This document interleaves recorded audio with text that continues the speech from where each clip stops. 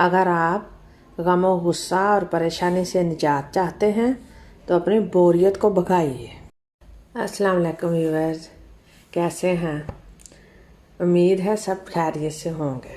تھکاوٹ کی ایک بڑی وجہ بوریت بھی ہے، اور بوریت کس طرح تھکاوٹ کا باعث بنتی ہے، آئیے ذرا نظر ڈال لیں۔ مثال کے طور پر جو آپ کام کر رہے ہیں اس میں دلچسپی نہیں ہے تو آپ کو تھکاوٹ ہوگی، نیند آنے لگے گی، آنکھوں میں دباؤ ہوگا یا سر درد بھی ہو سکتا ہے۔ یہ سب فرضی شکایات نہیں ہیں، بلکہ جب کوئی شخص بوریت کا شکار ہوتا ہے تو اس کے جسم میں خون کا دباؤ اور آکسیجن جذب کرنے کا عمل متاثر ہوتا ہے، اور جوں ہی وہ شخص دلچسپی اور راحت حاصل کرنا شروع کرتا ہے تو اس کی متاثرہ کارکردگی نارمل حالت اختیار کر لے۔ اپنے من پسند کام کرتے ہوئے ہم شاذ و نادر ہی تھکاوٹ کا شکار ہوتے ہیں۔ مثلاً اگر ہم کہیں گھومنے یا سیر کرنے جائیں تو ہم بالکل نہیں تھکتے، چاہے پہاڑ چڑھنا ہو۔ جہاں بھی آپ کی دلچسپی کا سامان ہو وہاں آپ کی توانائی کا سامان بھی موجود ہوتا ہے۔ آپ کی دلچسپی خود بخود آپ کی توانائی کو بڑھاتی ہے، اور دلچسپی کو بڑھانے کے لیے ہمیں کیا کرنا چاہیے؟ ہمیں اپنے ساتھ ہی اداکاری کرنی ہوگی کہ دیکھیے یہ کام جو ہم کر رہے ہیں یہ بہت اچھا ہے، بہت مزے کا ہے، بہت دلچسپ ہے، ہم اس کام سے بہت خوش ہیں۔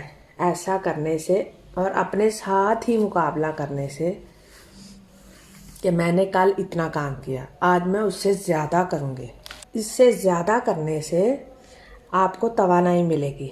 آپ ہر صبح اپنے ساتھ بات چیت کیجئے، تھوڑا اندھیرے میں بیٹھیے اور اپنے سے بات کیجئے۔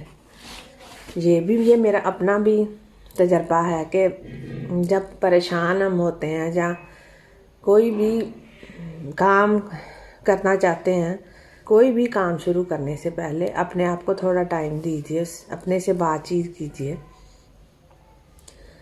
یہ کوئی احمقانہ فعل نہیں ہے۔ ماہر نفسیات کے مطابق ہماری زندگی وہی کچھ بنتی ہے جو کچھ ہماری سوچیں اس کو بناتی ہیں۔ اس لیے آپ اپنے ذہن کو پازیٹیو سوچ کی طرف لے کر جائیں۔ اس کے لیے آپ اپنے آپ کو بغیر کسی وجہ کے مسکرانے پر بھی مجبور کر سکتے ہیں، چاہے چھوٹی سی بات ہو۔ بڑی خوشیاں تو بہت ہی شاذ و نادر ہوتی ہیں، لیکن چھوٹی چھوٹی خوشی یا چھوٹی چھوٹی باتوں پر مسکرانا ہی سب سے بڑی بات ہے۔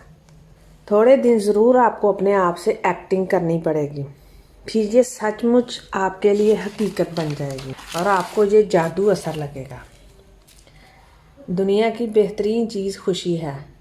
اگر ہمارے پاس 2 ٹانگیں ہیں، دل ہے، دماغ ہے، آنکھیں ہیں، اگر اس میں سے کوئی چیز بھی کم ہو تو ہم کیا کر سکتے ہیں؟